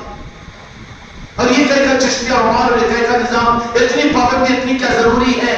سمجھ لینا کہ ہاں تھا شیر لیکن غلطی سے بکریوں کے ریوڑ کے چرانے والے کیا بولتے اس کو دھنگر کے حوالے ہو گیا. تربیت نہیں ہو سکی، اپنے پیر کے حوالے نہیں ہو سکا. اگر پیر کے سچے پیر کے حوالے اگر پورا ہو جاتا، وہ پیرانے کامل بھی کیا کریں گے؟ جو ٹچ بھی کے لیے رہے پیرانے کامل تو وہ ہوتے کہ ان کے زیادہ دماغ بھی خراب نہیں کر لیتے، فکر بھی نہیں کرتے ان کی. کوئی آنے جانے والا نظر چرانے والا تو اس کو ٹھیک ہے، اگر وہ دکھاوے تو آنکھ نیچے کر لیتے، محسوس ہوتا ہے کہ حضرت دیکھے نہیں، ان کو ٹینشن نہیں ہوتا. لیکن پیر کامل کے حوالے اگر کوئی پیر مرید، اگر مرید کامل اگر ہو جائے تو پھر کیا کرتے ہیں؟ پھر وہ پیر کامل اس کی سنائی کرتا ہے، اس کو سنوارتا ہے، اس کو سانچے میں ڈالتا ہے. اسی طریقے سے جب آپ اپنے پیر و مرشد کے حوالے ہوئے اور بیعت کیے تو حضرت عبدالعباس نے جو پیر مرشد ہے حضرت حضور دادا گنج بخش رحمۃ اللہ علیہ کے، کہا کہ بیٹا یہ تو تکمیل ہو گئی، تعلیمات مل چکی ہے، اب سیاحت کرو. اب نکل گئے سیاحت کے لیے، سفر کے لیے. کتنا 40 دن 4 مہینے. یہ بات کے فارمولے ارے بابا یہ اس کا نہ اوپر ثبوت ہے نہ آگے رہے گا. وقتی طور پر فرسٹ ایڈ ہوگا، پورا ٹریٹمنٹ نہیں ہے وہ، پورا ٹریٹمنٹ نہیں ہے وہ. نکل گئے سفر کے اندر میں، کہاں گئے، کدھر گئے؟ پھر مرشد نے کہا کہ جہاں اولیاء اکرام ہے، جہاں پیرانے کامل ہے، جہاں بزرگوں کے آستانے، جاؤ. ارے خانقاہ والے اجمیر شریف کو قافلہ کیوں لے کے جاتے، تاج الاولیاء کے پاس میں کیوں بیچتے، اور راجہ شاہ ولی کے پاس میں میران کا جلوس کیوں لے جاتے، کہاں لے جاتے؟ تم جاتے ہوں گے ایم ایل اے اور ایم پیوں کے پاس میں بھیک مانگنے کے لیے، شاہکاروں کے پاس میں، فائنانس والوں کے پاس میں. لیکن ہمارے لیے ہمارے فائنانسر تو یہ اولیاء اکرام کی چوکھٹیں ہیں. ہم وہیں جائیں گے، ہماری دین و دنیا وہیں سے بنے گی. ہم انہیں سے لے کے تمہارے اور دنیا داروں کے بھکاری نہیں ہے. ہم دنیا کو دینے والے ہیں، دنیا سے لینے والے نہیں ہیں. ہم کو اتنا وہاں سے ملتا ہے کہ ہمارے ہاتھوں کو ہمارے آقا اولیاء اکرام نے اوپر رکھا، نیچے نہیں کرنے دیا. اور خدا کی قسم جو صحیح نسبتوں کے ساتھ چلیں گے، تمہاری نسلوں کو بھی غوث اعظم اور ولی نواز ان کے ہاتھوں کو نیچے نہیں بلکہ اوپر ہی ہاتھ رکھیں گے. تمہارے نسلوں کی ضمانت ہوگی. جب پیر مرشد نے حکم دیا کہ نکل جاؤ بیٹا، اب نکل گئے. غزنی سے نکل کر، افغانستان سے نکل کر ایران، اور ایران سے نجف اشرف، اور اس طریقے سے اولیاء کے آستانوں پر. ہاں وہ سب ٹھیک ہے، خانقاہوں کو جانا، پیر کے پاس میں جانا، مولانا کے پاس میں جانا، مفتی صاحب کے پاس جانا، مدرسے میں جانا، تفسیر پڑھنے جانا، مگر اس کے یہ بزرگوں کے آستانوں پر اور خانقاہوں میں کیوں جانا؟ کیونکہ نظام ہے ہی خانقاہ کا، ہے ہی یہ جڑ وہاں سے جڑی ہوئی. جو کٹی ہوئی جڑ ہے وہ یہ بات کہے گا خانقاہوں میں اتنی پابندی سے بچ جاؤ اور پیر کی اتنی دعویداری مت کرو. اگر کہیں پر خطرناک یہ جراثیم، اگر بڑے اچھے چہرے اور کوڑے کے اندر بھی چیخ اور چلا کر اور موٹے موٹے چھلے پہن کر زلفیں پال کر بھی اگر کوئی گمراہ کرے تو وہاں پر عقل ہے تو سمجھ جانا، یا اور علی سے مدد مانگ لینا، غوث و خواجہ کو پکار لینا، تو دھوکہ تم پر کھل جائے گا. ورنہ دھوکے میں آؤ گے تو اپنی زندگیوں کو، اپنی نسبتوں کو برباد کر دو گے. نکل گئے اور پہنچے ہر جگہ. پہنچتے ہوئے پھر آگے بڑھتے بڑھتے مکہ مکرمہ پہنچے، مدینہ منورہ پہنچے، کربلا نجف اور اشرف پہنچے، اور یہ سفر کرتے کرتے کرتے کرتے آپ بغداد شریف بھی پہنچے. اور وہاں پر بھی مشائخین اور اس زمانے کے پیرانے کامل اور خانقاہوں کے اندر میں قیام کیا. یہ 1000 برس پہلے کے بزرگ ہیں، اب سلسلہ 1000 برس. اور ان سے پہلے حضرت سرکار جنید بغدادی رضی اللہ تعالیٰ عنہ. یہ کون ہے؟ دو جہاں کے مالک میرے آقا کہ زمانے کے قریب کے فیض یافتہ بزرگ ہے، اور حضور دادا بخش رحمۃ اللہ علیہ وہی سلسلے جنیدیہ کے اندر میں آپ مرید بنے تھے، اور سلسلے طریقت آپ کا سلسلے جنیدیہ ہے۔ اور یہ آپ لوگوں کے لیے، میرے بچوں کے لیے آپ کو یہ بات بھی سنا دوں تحدیث نعمت میں کہ لک الحمد و لک الشکر کہ تمہارے پیر کو سلسلے جنیدیہ کی بھی خلافت حاصل ہے۔ فیضان ہے غریب نواز کا کہ میرے غریب نواز نے کون کون سے جڑوں کو لا کر جوڑ دیا ہے اس خانقاہ محمدیہ میری نصرتی کے ساتھ میں۔ 12,222 سلسلوں کی خلافت سے جڑا ہے یہ خانقاہ محمدی کی چوکٹ اندر، اور غریب نواز کی یہ چوکٹ ہے۔ اللہ تعالیٰ اس کی حقیقتوں کو سمجھنے کی توفیق عطا فرمائے، لیکن ان ساری حقیقتوں کو تو ہم نہیں پہچانیں گے، لیکن شیطان نما انسان جو ہوں گے نا بہکانے والے، اب ان لوگوں کی تو بہکانے، ان کے مخالفتوں سے تو کچھ اثر نہیں پڑا، تو اب پھر ایسوں میں سے پیدا کریں گے کہ ہم بھی تو ماننے والے ہیں، ہم بھی تو گیارہویں اور ہم بھی تو کنڈے کرنے والے چھے، ہم بھی تو سننی چھے۔ اب وہ اپنا تعارف کروا کر تو پوچھنا کہ پھر تیرے گھر کے اوپر بھی تو غریب نواز کی نسبت کی محفل ہوتی ہے، تیرے گھر پر بھی میلاد کی محفل ہوتی ہے، یا پھر صرف 1 کلو کی جلیبی لے جا کر مسجد کے اندر میں ہاں ماشاءاللہ کرنے والا ہے، یا بزرگوں کے عرس کے موقع کے اوپر جا کر الٹا جا کر وہاں پر لنگر کھا کر آنے والا ہے۔ یہ نسبتوں کی پہچان نہیں ہے۔ نسبتوں کی سچی پہچان یہ ہے کہ وہ ان نسبتوں پر اپنے جان و مال کو لٹانے لگانے والا ہوتا ہے۔ سرکار جنید بغدادی رضی اللہ عنہ کے سلسلے سے فیض کو حاصل کیا اور مستفید ہوتے رہے، اور کاملین سے بھی ملاقاتیں کی، اور یہ سلسلہ ہوتے ہوئے خواجہ حسن بصری، اور خواجہ حسن بصری رحمۃ اللہ علیہ کون ہے؟ مولا علی مشکل کشا علیہ السلام کے خلیفہ ہیں، اور خواجہ حسن بصری رحمۃ اللہ علیہ کے بعد میں مولا کائنات مولا علی علیہ السلام جو دین و شریعت کے بغیچے کے مالی قیامت تک کے لیے ہے، راز یہ سلسلہ جا کر وہاں پر مل گیا ہے۔ تو اس معنی کے اندر اس طریقے کے ساتھ میں یہ سلاسل کی جڑ جو جڑی ہوئی ہے وہ مولا علی علیہ السلام اور نالہ پاک مصطفیٰ سے راز ان سلسلوں کا نظام ہوتا ہے۔ سمجھ میں آئی کہ نہیں؟ پھر تو دھوکے میں نہیں آؤ گے نا، یہ نفع نظام ہے۔ ارے نفع نہیں تبے کے بچے، نفع نہیں، اصل نظام یہی ہے۔ ذرا نہیں ہے تو اپنے باپ دادا کو پوچھ، نفع نظام تو تیرا نظام ہے جو اس زمانے میں پیدا ہو کر گمراہ ہو رہا ہے تو۔ یہ نفع نہیں ہے، یہ تو اصل نظام ہے۔ پوچھ اپنی نانا نانی کو، دادا دادی کو، یا پوچھ بڑے بزرگوں کو، یا کھول کتابیں تھوڑا سا 50-60 سال پہلے کے بجائے 100-150 سال پہلے کی کتابوں کو، تو کیا ملے گا؟ پیران کامل اور اولیاء کی تو تعلیمات ملے گی۔ کہاں تھے یہ سارے نظام؟ یہ تو وقتی شاخیں ہیں اور وقتی طور پر سجائے ہوئے، ماڈیفائی کیے ہوئے، یہ کیا کہتے ہیں وہ کہ دکھاوے کے جو درخت ہوتے ہیں، آرٹیفیشل، ہاں وہ ہے یہ چیزیں، اس کے بدل میں لا کر رکھ دی گئی۔ لیکن اصل کو دیکھنا ہو، جڑ کو دیکھنا ہو، تو جو مسجد پاک سے نارن پاک مصطفیٰ سے جڑی ہوئی ہے، تو پھر اس کے اندر میں وہ واضح بہارے ہوتی ہے کہ اولیاء کرام کو جو اس جڑ سے جڑے ہوئے ہوتے ہیں، ظاہری طور پر ان کا اس دنیا سے پردہ بھی ہو جاتا ہے، لیکن تصرفات ان کے قیامت تک رہتے ہیں۔ غوث اعظم کا نظام، غریب نواز کا نظام، حضور دادا گنگوش احمد رضوان کا نظام ہو، کہ سرکار جنید بغدادی رضی اللہ عنہ کا نظام ہو، یا پھر غریب نواز کا یا پھر اولیاء کا نظام ہو، وہ اس زمانے تک نہیں، اس کے بعد جو دروازہ بند ہوگا یہ بات نہیں، بلکہ وہ قیامت تک ان کا فیض دنیا میں جاری رہے گا۔ اور ان کا فیض اگر وہ ظاہر میں تھے تو ان کے خانقاہوں کے ذریعے سے ان کا فیض چلتا تھا، اور وہ کھلے ہوئے چراغ کی طرح سے دنیا کو روشنی پہنچا رہے تھے، لیکن جب وہ اپنے قبروں میں چلے جاتے ہیں تو ان کا فیض ختم نہیں ہوتا، بلکہ وہ ان کی خدمت سے انسانیت کو فائدہ حاصل ہوتا رہتا ہے۔ چنانچہ دین کی خدمتیں ان اولیاء کرام کے آستانوں سے کیسی ہوتی ہیں؟ کتاب والے جہاں پر ناکام ہو جاتے ہیں، تقریر والے جہاں پر رک جاتے ہیں، اور یہ تحریر اور تحریکوں والے جہاں پر اپنے ہاتھ کو ٹیک دیتے ہیں، وہاں سے اولیاء کرام اس دین کے نظاموں کو سنبھال لیتے ہیں۔ چنانچہ حضور دادا گنگوش احمد رضوان کی بارگاہ کے اندر میں آپ کے پیدا ہونے کے 100-150 سال کے بعد میں لاہور کے اندر جہاں پر آپ کا آستانہ ہے اس وقت میں، اور آج ان کا عرس شریف چل رہا ہے، جہاں پر لاکھوں کی تعداد کے اندر میں خواجہ علی حجویری رحمۃ اللہ علیہ کے دیوانے اور عاشق ان کے آج وہاں پہنچتے ہیں، کیا اس کی لسٹ کے اندر میں تمہارا میرا بھی نام نہیں آ گیا؟ اگر خدا نخواستہ آپ کی مجلس میں شریک نہیں ہوتے تو بدنصیبوں میں تم اور میں مل جاتے کہ جو اس مجلس کو ٹھکرا کر اپنی دنیا میں مشغول میں رہے۔ ایسے بدنصیبی سے اپنے آپ کی حفاظت کرو، اپنے ذوق اپنے شوق کے ساتھ میں ایسی مجلسوں میں شریک ہو، اپنے بیوی بچوں کو لایا کرو، کسی کو محروم ہونے مت دو۔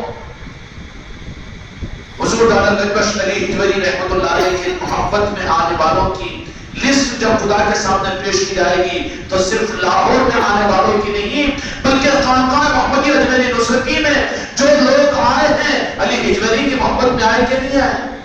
آپ کی محبت میں آنے والے آپ کے عاشق کون ہیں؟ تمہارا میرا نام لک الحمد و لک الشکر اس فہرست میں خدا کی بارگاہ میں پیش ہوگا، مولا علی کی بارگاہ میں پیش ہوگا، بجدر پاک کی بارگاہ میں پیش ہوگا۔ اور جو نہیں آ سکا بدنصیب، کروڑ روپے کما لیا، میں کیا کرا تھا، مر گیا تو یہ چھوڑ کے جانا پڑتا۔ لاکھ مارو دنیا کو، ان مجالسوں کے موقع پر دنیا درمیان میں رکاوٹ میں آئے، ایک نہیں 2 لاکھ مارو، نہیں ان چیزوں کی وجہ سے مٹھا چاول انہیں بھی بن گیا، میاں کرنے والا بکرا انہیں بھی بن گیا، صرف دیکھنا پڑتا مجھے قرضے زیادہ ہو گئے چکانا پڑتا، کوئی چھوڑنا یہ چھوڑنا، ہاتھ ٹوٹ کے گھر میں پڑ گیا تو کیا کرتا، ٹانگ ٹوٹ کے فریکچر آ گیا ہوگا تو 50,000 خرچ کر کے ٹانگ لٹکا کے بیٹھا ہوا ہے، ہوتا نہیں، اللہ تعالیٰ حادثات سے بچائے، لیکن اپنے اندر میں ہمت پیدا کرو، پاور اپنے اندر پیدا کرو، یہ نہیں کہ ہم تم کو کہے تو برا مانیں گے، لیکن تم خود اپنا ڈیفینس کرو اور اپنے اندر میں وہ طاقت پیدا کرو کہ فتنوں اور پھر اندر میں جو وسوسیاں ہے اس کا خود ڈیفینس تمہارے اندر میں ہونا چاہیے، امیونٹی طاقت تم اپنے اندر میں پیدا کرو، قوت مدافعت تم اپنے اندر پیدا کرو۔ سمجھ میں آ رہی بات؟ ان اولیاء اکرام سے قیامت تک دو جہاں کے مالک میرے آقا کے دین کی حفاظت ہوگی، جہاں سارے لوگ عقل والے علم والے جہاں پر اپنے ہاتھ کو روک دیں گے وہاں سے ان اولیاء کا فیض دنیا میں ظاہر ہوتا ہے۔ ایک انگریز تھا غالباً انگلینڈ کا، آج بھی علی حجویری رحمۃ اللہ علیہ کے آستانے میں آپ کے بیتی کی طرف میں جہاں پر کھجور تقسیم ہوتے ہیں وہاں پر ایک چھوٹی سی قبر ہے اور وہ انگریز کی قبر ہے، ان کا فیض تو ساری قوموں کو پہنچتا ہے۔ ارے خانقاہ محمدی اجمیری نصرتی کے پیر صاحب کیا ہے کہ مسلمان تو مسلمان کرتے ہیں، برادران وطن بھی ان کے مرید ہے کہتے ہیں، اور ان کو کہ کلمہ پڑھا کے ختنہ نہیں کرانا، ختنہ کرا کے جھولے کھاتا بیٹھے تو تیری ختنہ صحیح نہیں ہے، کچھ مسلمان صحیح نہیں بنا، مرید بن کر بھی تو کہنا میرا ادھر ادھر بھاگ رہا ہے تو میرے بچوں کے اوپر اعتراض کا تجھے حق کہاں ہے تو ذرا پنگا لے کر دیکھ، میرے کسی برادر نے مگر میں دانا نہیں دے رہا ہوں لیکن آزماؤ، ان سے اگر بات کرو تو پھر تم کو پتا چلے گا کہ تمہارے پیر کے تمہارے نظام کی محبت میں تم سے 10 قدم کو آگے ہیں۔ وہ اپنے مندروں میں بیٹھ کر ذکر کی مجلس سے کرانے کو تم تو اپنے گھر میں کرانے کے لیے آگے پیچھے سوچتے ہیں، کبھی بچ جائے کسی مہینے کے اندر میں، نہیں یہ مہینے کے اندر میں ذرا میں نہیں رہ رہا ہوں، گیا ہے کفے ہو گیا تیرا قصہ تو ختم، تو ہو گیا مسلم۔ ایک انگریز اسلام کو قبول کیا، کتابیں بتائی گئی، تفسیریں پڑھائی گئی، سب کچھ کیا، لیکن ایک چیز کے اوپر چونکہ وہ قوم کے اندر تحقیق بڑی ہوتی ہے تو وہاں پر اس کے سامنے حضرت سلیمان علیہ السلام کی وہ واقعہ تخت بلقیس کے پر جھپکنے کے برابر جو اولیاء کی کرامت ہے جو قرآن پاک میں اولیاء کی کرامتیں، یہ کرامتیں سناتے ہیں، وہ اللہ سنانے کرامتوں کو تجھے کماؤ، تو جو قرآن کو اپنا قرآن بنا گیا تو مسلک و جماعت کا اس میں نہیں ہے یہ چیز، لیکن اللہ کے قرآن میں تو ہے اولیاء کی کرامتیں بیان کی گئی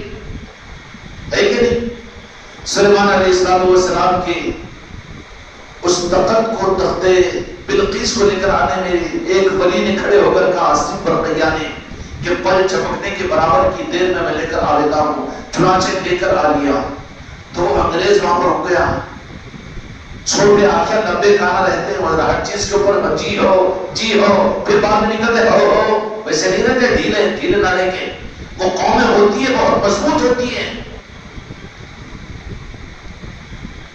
اس نے یہ قرآن پاک کے اندر میں اس واقعے کو بہت سے علماء کے پاس گیا، بڑے بڑے مشاہدین علماء کے پاس میں گیا اور جا کر کہا کہ یہ واقعہ آپ کو سمجھ میں نہیں آ رہا کہ پل جھپکنے کی برابر وقت میں وہ بلقیس کا تخت جو کنڈلوں اور تنوں اور بنوں کا تھا، ایک ہی لمحے کے اندر میں وہ وہاں سے لے کر آ کر سلیمان علیہ السلام کے سامنے کیسے پیش کیا؟ کوئی جواب نہیں دے سکتے. ڈھیلے ڈھیلے وہ دلیل یہ دلیل یہ. اب تو مسلمانوں کے عقیدے کی بات ہے. ارے تیرا عقیدہ ہوگا لیکن وہ کیسے مانے گا؟ وہاں تو منوانے والی طاقت چاہیے، اور منوانے والی طاقت آل علی اور اولاد علی اور اولیاء کے پاس ہوتی ہے.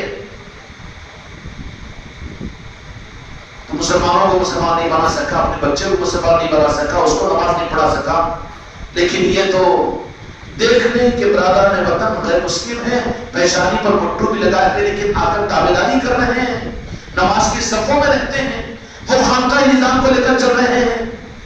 اس میں ہماری کوئی کرامت اور شرافت خدا کی قسم نہیں. یہ جڑ سے نسبت کی علامت ہے کہ پتے پھوٹ رہے ہیں، پھول وجود میں آ رہے ہیں اور پھل اس درخت کے اوپر لگ رہے ہیں.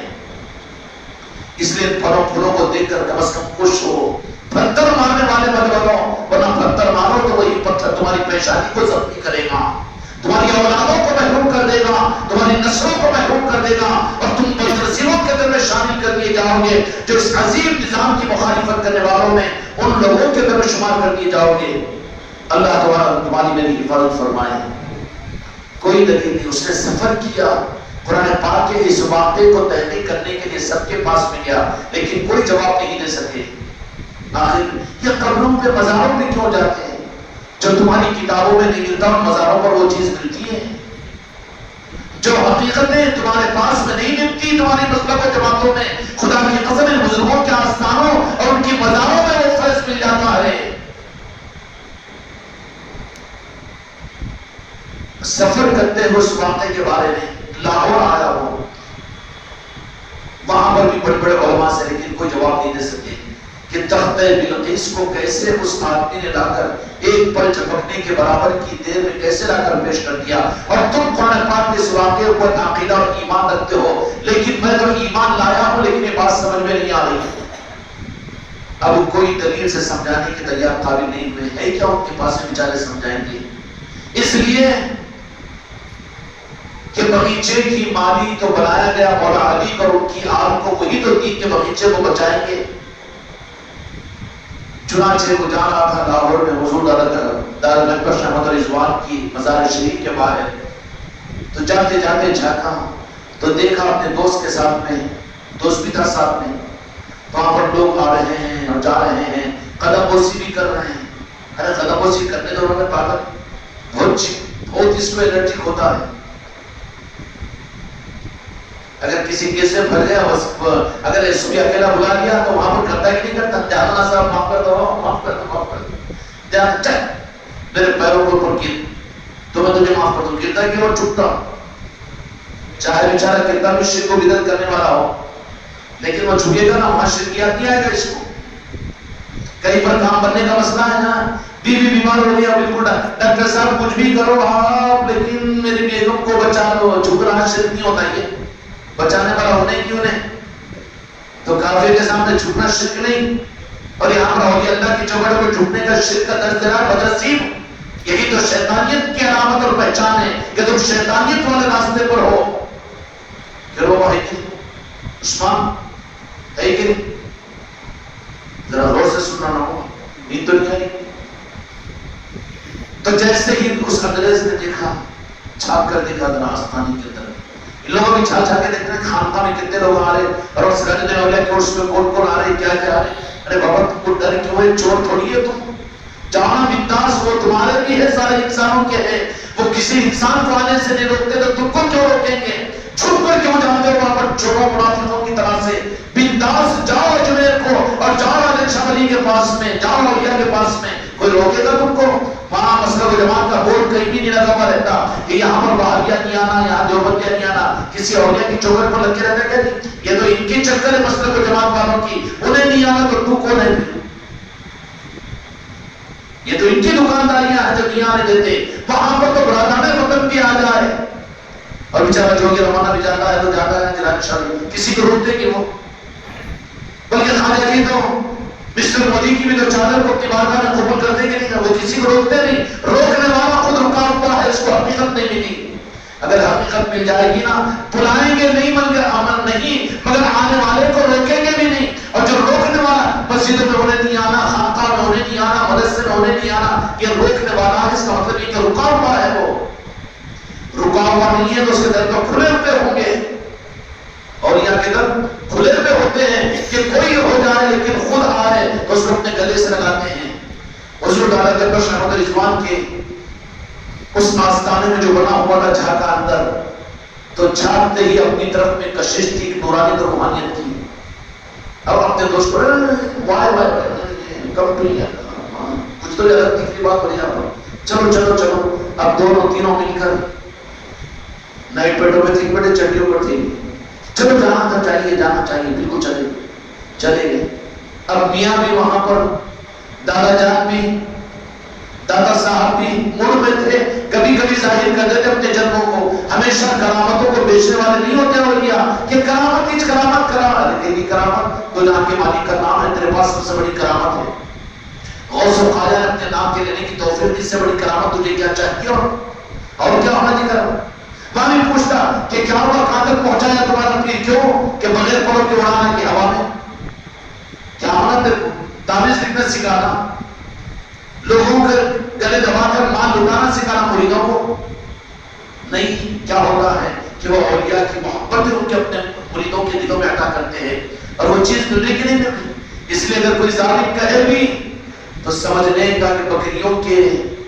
مندے میں وہ شیر کا بچہ آ گیا، سوئے بیچارہ، اس لیے میاؤں میاؤں کر رہا، اس کو معلوم ہی نہیں، اس کو لاؤ خام کام ہے کسی بیان کامل کے پاس جاؤ یا کی چوکٹوں پر لے جاؤ تاکہ اس کو معلوم ہو کہ اولیاء کا نظام کیا ہو۔ انگریز موہن کے اپنے دوست کے ساتھ میں گھوما ادھر ادھر گیا، دوا بھی کراؤں گا، لوگ کرے تو قدمبوسی بھی کراؤں گا، کیا ہوگا، لیکن دل میں وہی کھٹکا ہے۔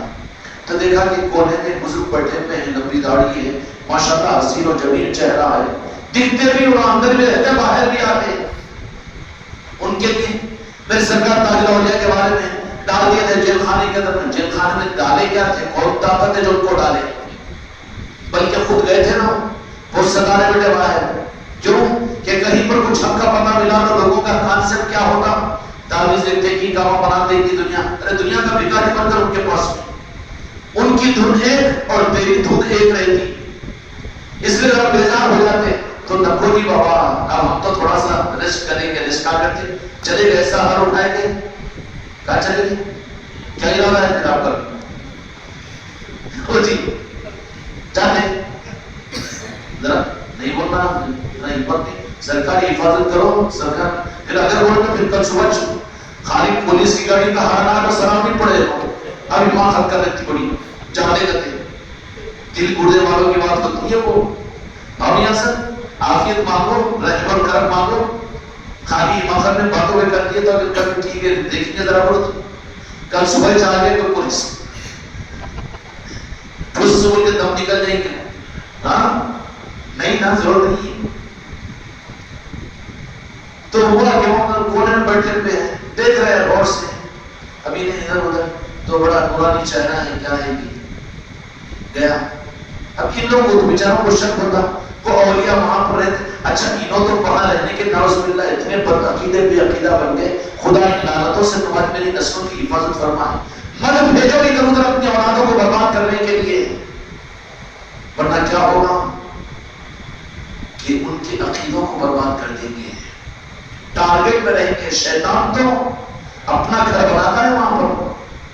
دین کا اور مدرسے کا نام لے کر اپنی بچیوں کو اپنی اولادوں کو ڈال رہے وہاں پر، تو پڑھاتے کم ہیں کہ آدمی کہ کیوں کرتے تھی، وہ شرک ہوتا، اور یہ پاس میں کیوں جاتی تھی، خواجہ جی کا نام کیوں لیتے تھی، سلام کیوں، یہ درس دیتے رہتا، تو اس کو بولنا یہ درس لینے کے لیے نہیں آئے ہم تیرے پاس میں، ہم تو قرآن حدیث پڑھنے کو آئے، وہ نہیں ہے تو ہٹ نکل وہاں سے، بجائے اس کے لیے خوشی خوشی بھیج رہا ہے وہاں پر، پٹیوں کو پیدا کرے مگر پالنا مشکل ہو رہا تو مدرسوں میں ڈال دیں، ماں ڈال دیں، یا کیا ہے یہ، گھروں پر رکھ تربیت کرو، 4 گھنٹے محنت کرنے کو جائے 8 گھنٹے محنت کرو اور اپنی اولاد کو پالو اور تربیت کرو ان کی، لاؤ خانقاہوں کو لے جاؤ اولیاء کے آستانوں پر، دو صحیح اور سچا نظام۔ کونے میں بیٹھے ہوئے ہیں تو انہیں بڑے احترام کے ساتھ جا کے دو زامہ بیٹھ کے سرکار تو پوچھا اچھا کیوں کیا بات ہے، تو پریشان دکھ رہا ہے، ہاں پریشان تو ہوں بولے مگر بولا نہیں زبان سے، اچھی بات تو ہے تو بھی بیٹھ، تو بھی بیٹھ، بیٹھے دونوں کو بٹھائے اور فوراً حضور دادا گربش احمد رضوان نے کیا پیے گے آپ لوگ، چائے پیے ٹھنڈا پیے کہ گرم پیے گی، اگر ہم اس وقت بھی کبھی بھی ہم کچھ بھی دے سکتے ہیں، اور یا کہ تصرفات ہوتے ہیں، شائع بولا بہت دیا، ہاں شائع تو حضور رحمت اللہ یہ تاریخ میں لکھا ہوا، اس کا انکار نہیں کر سکتے کوئی بھی، یہ دیوبند والے بھی مانتے ہیں کتابوں میں واقعات میں انکار نہیں کر سکتے ہوں، مگر اپنوں میں جلووں میں آ جاتے ہیں تو سب بھول جاتے ہیں، بیچارے کیا کریں گے، مجبوریاں ہیں ان کے بھی، تو بولے کہ شوہر تو فوراً حضور دادا گنڈوش رحمۃ رضوان وہاں سے اٹھ کر یوں پلٹے تک چائے کے دو کپ تشدیری کے ساتھ میں انہیں دیکھتے ہوئے ہوش ہوگا، ارے اب دوسرا آدمی پریشان کرا وہ کرا کیوں کیا ہو گیا تو کیا پڑھ کے کچھ ہوتے کچھ بھی نہیں سدھرا، ارے وہ پیر کے پاس میں گئے تو کے پاس جادو ہے اپنا بنا لیتے اس واسطے وہاں نکو جاؤ بولے، وہ کام کا محمدی کو نہیں بولے وہاں گئے تو ان کے بن جاتے ان کا گانا گاتے ہوئے نکو جاؤ کیا جی زمین میں وہاں نکو جاؤ بولے کیوں جادو تو مسلمان ہے کلمہ پڑھ جادو ساری ختم ہو جائے گی، کچھ نہیں سدھرا تو آخر میں نہیں ان کے پاس میں بولے وہ جادو ہے کہ کیا ہے کہ وہ اپنا بنا لیتے، اس لیے سب جگہ جاؤ بے عقیدوں کی نماز میں وہاں پر پڑھو کے بیانہ سنو، مگر خانقاہ کو نکو جاؤ، کوئی اڑو بولے تو بولے یہ بیچارے اپنے آپ کو سنی بولنے والے بھی بولنے رہی ہے، اللہ تعالیٰ ہم کو بھی ہدایت نصیب فرمائے۔ اب انہیں بے ہوش ہو گیا تو اس کو خیر یہ وہ کر کے وہ بزرگ بیٹھے ہوئے کہا کہ پیو تم لوگ، پھر فوراً وہاں سے نظروں سے اوجھل ہو گئے، اٹھایا اس کو، اٹھا کر اس کا کہا تو بولے کہ بے ہوش کیوں نہیں کیا کرے وہ، تو بولے کہ کچھ بھی نہیں، جو دیکھا جو حقیقت ہے تو نہیں کیا کرے وہ کچھ بھی نہیں کرے بولے، تو بولے چائے پیتے بول کے یہاں پر آستانے کے بازو بیٹھ کر جو بڑے میاں تھے نا نورانی کہاں تھے اپنے کو دکھتے ہوتی کہ اپنا جلوہ بتا کے چل جاتے ہو، دکان چلانا تھوڑی ہے ان کو بیٹھ کے رہنے کے واسطے، دکان چلانے والا بیٹھ کے رہتا نا جی، بتا کے چلے گئے، تو پھر اس نے یوں کہا کہ میں پوری عمر میں پریشان رہا، بظاہر اسلام قبول کیا لیکن قرآن پاک کے اس واقعے کے اوپر مجھے یقین کرنا مشکل تھا، لیکن وہ جو گزرے تھے کہا کہ کیا پیتے ہو تو چائے، تو بولے کہ چائے جیسے ہی تو وہ کپ اور ساسن تو یہ میرے باورچی خانے کے اندر میں میرے چکن میں کچن کی چکن کچن میں اسی پیالی سے میں چائے پیتا ہوں، بولے میں انگلینڈ کا اور یہ لاہور کے اندر میں بتانے کے سیکنڈ کے اندر میں میری ہی باورچی خانے کی میری کپ کے اندر میں مجھے چائے پیش کرے، یہ کیا چیز ہے، تو کہا کہ وہ جو واقعہ کا تو سمجھ نہیں سکا کہ ایک لمحے کے اندر میں تخت بلقیس کو کیسے لایا تھا، تو جب وہ تو جہاں کے مالک محمد رسول اللہ صلی اللہ علیہ وسلم کا نام لیوا ایک سیکنڈ میں انگلینڈ کے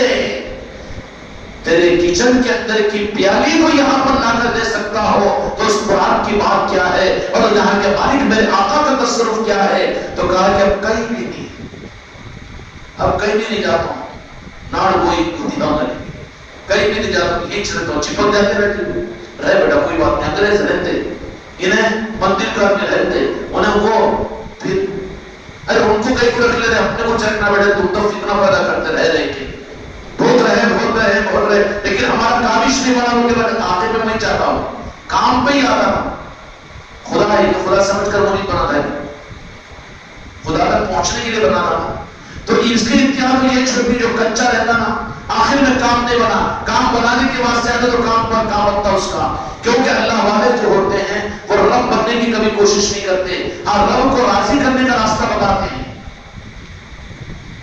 تو وہیں پر ہو کر رہ گیا، وہیں پر خدمت، وہیں پر جھاڑو، اور وہیں درگاہ اور بارگاہ کے اندر میں وہ انگریز وہیں پر پڑھ کر رہ گیا، آخر میں مرنے کے بعد میں اس کو وہیں پر دفنایا گیا، آج تک اس انگریز کو اپنے قدموں میں جگہ حضور دادا گنج رحمۃ رضوان نے عطا فرما دی، کیوں کہ اپنے بن کر دوسرے ہوئے تو ان کو ہٹا دیتے، دور کر دیتے ہیں، اور کوئی دوسرا بھی ہو جس کو دوسرے سمجھے، لیکن سچائی میں اگر وہ اپنے بن جاتے ہیں تو مرنے کے بعد میں اپنے قدموں میں جگہ انہیں عطا کر دیتے ہیں، یہ حضور دادا گنج رحمۃ رضوان کا فیض ہے، اور اتنے بافیض کہ آپ کے پردہ ہونے کے بعد میں انگریزوں کو اسلام سمجھائے تو بدنصیبی ہے وہ مسلمان کی جو اولیاء کے آستانوں سے کٹے رہے، جاؤ اصلی ایمان لینے کے لیے، حقیقی اسلام کو لینے کے لیے اولیاء کے پاس میں جاؤ تو تم کو صحیح چیز ملے گی، ڈپلیکیٹ نہیں ہے وہاں پر، وہاں دھوکہ نہیں ہوگا، حق ملے گا، حقیقت میں حق ملے گا، یہی چیز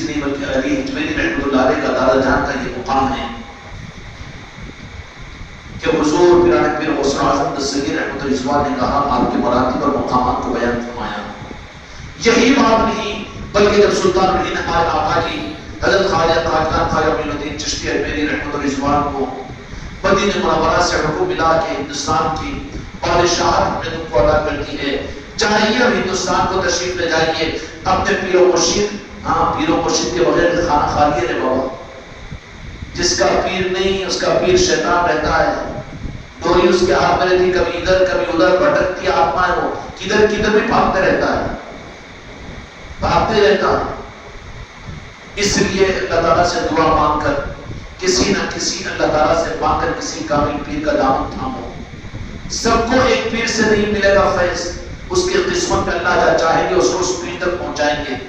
ضروری ہے مگر مرید بننا، اپنے خاندان کو، اپنی اولاد کو، اپنے بیوی بچوں کو، اپنی بچیوں کو، اپنی بہووں کو، اپنی آل اولاد کو کسی نہ کسی اچھے پیر کو ڈھونڈ کر اللہ تعالیٰ سے مانگ کر مرید کراؤ. اتنا نہیں کر سکے تو تم اپنی نسل، اپنے خاندان، اپنے گھر والوں کے لیے ظالموں میں شمار ہوں گے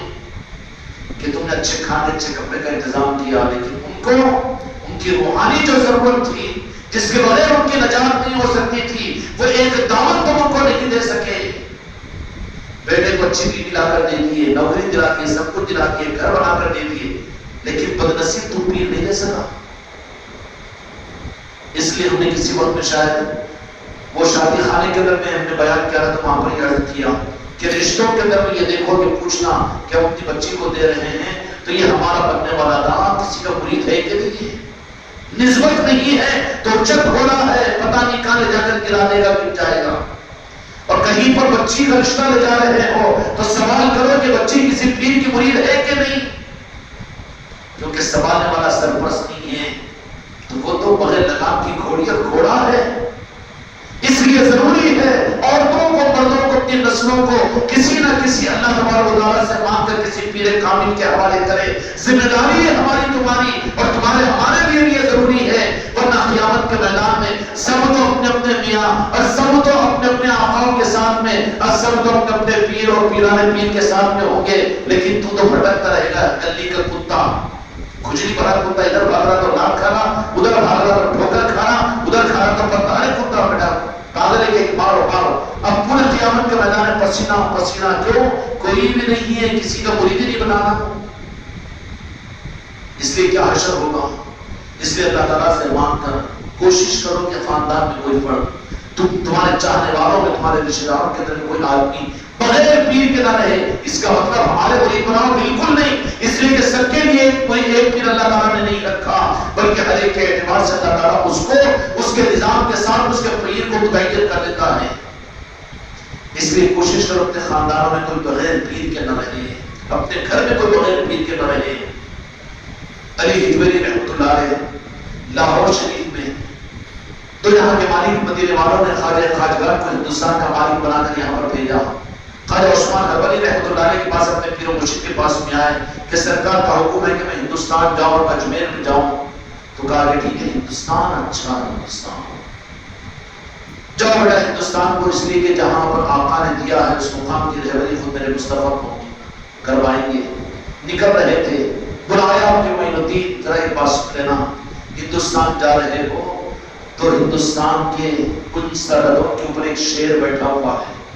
شیر ہوتا چار ٹانگوں والا نہیں رہتا، چار ٹانگوں والا شیر نہیں، بادشاہ کو بولتے ہیں شیر، قطب الابدال کو بولتے ہیں شیر. پورے ہندوستان کے شیر خدا کی خدمت خواجہ قادری خواجہ معین الدین چشتی اجمیری علاقے کے مخدوم شیر ہوتے ہیں، شیر والے ہوتے ہیں. شیر ان کے قدموں میں آ کر بیٹھتے ہیں. بیٹھتے ہیں کہ نہیں بیٹھتے؟ اب کدھر چوبے بلوں میں گھستے رہتے. تو فرمایا کہ ہندوستان میں جب داخل ہو رہے ہو تو جس راستے سے داخل ہو رہے ہیں وہاں پر ایک شیر بیٹھے ہوئے ہیں، پہلے ان سے جانا، ان سے ملاقات کرنا. اجمیر نہیں، 4 مہینے پہلے بدنصیب کا بچہ نہیں بولتا میرے سے ٹکٹ بک نہیں کراتا ہوں، دودھ نہیں چاہ رہا تو تیرے کو بلائے گی علی نواز. پینگیاں بیچ گھر کے اندر میں اپنے پرانے کپڑے بیچ وہاں چٹیوں میں اور پھر علی نواز کے پاس جانے کی تمنا کے ساتھ دعا کر بلائے گی کہ نہیں بلائے گی. پہلے ہی نے طے کر لیا بندر کا بچہ مرید ہو کر بھی اب کے تو مریدین کو جانے کا مسئلہ ہے. خوش قسمت یہ، پر ان میں سے بھی اگر کوئی مرید نہیں جا رہا تو کتنا بڑا بدنصیب ہے۔ اور ابھی سے نہیں ہوتا کہ کیا ہے کہ نہیں ہوتا کہ اس سے پہلے مر گیا تو نہیں ہونے والوں میں مر گیا نا، پھر اپنی طرف سے ریزرویشن کروا لے، پورا ارادہ کر، تو پھر تیرا جانا آسان ہوگا کہ نہیں ہوگا۔ لیکن ابھی سے نہیں، ذرا نہیں دیکھ، تو آئندہ پہ تیرے کو بلا دے گی۔ ہو سکتا ہے کہ اچھا بڑی ناقدری کر رہا ہے تو ہمیشہ کے لیے پتہ کٹ کر دے گا اس کو۔ اس لیے موقع ہے نومبر کے اندر میں مریدین کے لیے خواجہ سلطان مرید کی بارگاہ میں پہنچیں گے۔ فرمایا کیا فرمایا کہ جا رہے ہو تو لاہور کے اوپر ان حدود کے اوپر بارڈر کے اوپر ایک شیر بیٹھا ہوا، پہلے وہاں جانا۔ سلطان مرید خواجہ جب تشریف لائے تو لاہور میں تشریف لائے تو شیر کو کانٹ ڈھونڈے، پہنچائے گئے لاہور میں دادا حضور دادا گنگوہ شیخ محمد رضوان کی آستانے پر آپ کی مزار مبارک میں پہنچے۔ پہنچتے ہی وہاں پر خواجہ عثمان ہربری رحمۃ اللہ علیہ نے جو حکم دیا تھا وہ یہیں پر، تو ایک نہیں، 2 دن نہیں، 3 دن نہیں، ہم اپنے مریدوں کو کہہ رہے ہیں کہ بابا 3 دن کا اعتکاف خانقاہ میں آ کر کرو، تو 3 گھنٹے کے اعتکاف کو بیچے 4 پلٹیاں مارتا رہتا ہے یہاں پر، اتنے ہیں دل مردے 3 دن کے اعتکاف کے لیے کتنا پریشان۔ لیکن میرے بچے ہیں، اگر میں کہہ دوں تو میں شریف کے اندر 15 دن کی خدمت کے لیے بھی تو گئے، میں کیسے ناشکری کروں؟ لیکن ان اپنے اپنے بھائیوں کے سامنے اپنے معیار کو دیکھو کہ ہم کس درجے پر ہے، کرنے کے معاملات کے اندر تو پیچھے، لیکن نمبر لینے کے لیے سامنے، تو نمبر ملتا کہ بڑھنا ملتا، وہاں پر نہیں ملتا، دھوکہ ہو جائے گا۔ اس لیے کرنے کے میدان میں بھی آگے بڑھنے کی کوشش کرو۔ گئے وہاں پر علی حجویری رحمۃ اللہ علیہ کے پاس اپنے پیر مرشد کے حکم پر، تو جانے کے بعد میں 1 دن نہیں، 2 دن نہیں، بلکہ 40 دن تک، بلکہ بعض روایتوں سے زیادہ کے دن ہیں، وہیں پر مزار پاک کے اوپر اعتکاف کیا۔ کون؟ آج بھی لاہور کے اندر میں سلطان مرید غریب نواز کے نام کا ایک حجرہ بنا ہوا ہے، جہاں پر آپ نے علی حجویری رحمۃ اللہ علیہ کے پاس میں 40 دن سے زیادہ وقت وہاں گزارا۔ کیا کرتے تھے وہاں پر؟ بیان کرتے کہ حضرت آتے کہ حضرت دکھتے کہ حضرت مجلس میں بیٹھتے، یہ نہیں کی، بلکہ اپنے دل کی نیت کے ساتھ ان کی بارگاہوں میں چلے جاؤ تو دل پر ان کی بارشاں چلتی ہے، وہ نہ دکھ کر بھی بہت کچھ نواز سکتے ہیں۔ گم سم بیٹھ کر رہتے تھے، وہیں پر رہے، اور اتنا نوازے۔ سلطان مرید کی بات ہے، نوازے جانا بولنا ہمارے لیے صحیح نہیں ہے، ہم کیا جانے نوازشوں کو، لیکن خواجہ عثمان ہربری رحمۃ اللہ علیہ کے حکم کی تعمیل پر لاہور کے اندر میں علی حجویری رحمۃ اللہ علیہ کی بارگاہ کے اندر میں 40 دن کا معمول قیام کیا۔ ہمارے بچے بھی جاتے ہیں میں شریف کو 15 دن کے لیے، غریب نواز قبول کر کے اور بھی وقت کو بڑھایا تو انشاءاللہ۔ ارے بیچارے پوٹیاں لے کے 4 مہینے جاتے رہے، تم کو ہم کو کیا روک ہوتا؟ ان کو لیو ملتی کہ نہیں ملتی؟ دکانوں کو چھوڑتے کہ نہیں چھوڑتے؟ پھر بیوی بچوں کو چھوڑتے کہ نہیں چھوڑتے؟ اب ہم کہہ رہے ہیں کہ نہیں 15 دن کے لیے یا چلے کے لیے یا پھر کسی طریقے سے 1 مہینے کے لیے بزرگوں کے آستانوں پہ جانے سے کتنا مچل مچل کے بے چین ہوتے رہتا ہوں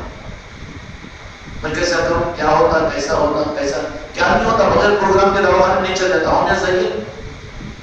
شریک ہوتا کہ نہیں جاتے دواخانے میں، یا پلان بنا کے جاتا کیا ہوں، اس کی جواب میں تمہارے ہمارے کتنے ہے کہ نہیں ہے۔ اچھا کچھ بھی نہیں بولی، زبردستی کے دوسرا کے ایکسیڈنٹ کرا، اس کو پکڑا گیا، اس کو لے کے ڈال دیا ٹاؤن میں، اب 2 مہینے تک نام بے روح لوٹا پڑے رہا، اور یہ رشید بھائی